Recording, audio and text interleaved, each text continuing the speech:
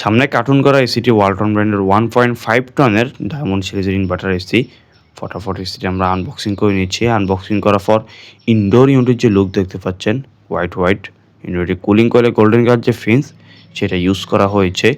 Outdoor ইউনিটের condenser হিসেবে copper যে কন্ডেন্সার সেটা ইউজ করা হয়েছে রেফ্রিজারেন্ট R32।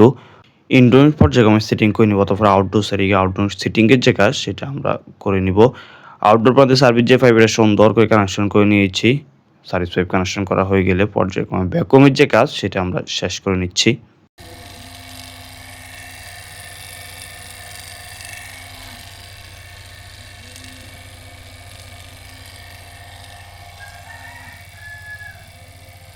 ইনস্টলেশনের কাজ সম্পূর্ণ হয়ে গেলে সেটি চালু করে কুলিং যে পারফরমেন্স সেটা আমরা চেক করে নিচ্ছি। পারফেক্ট যে কুলিং সেটি বের হচ্ছে।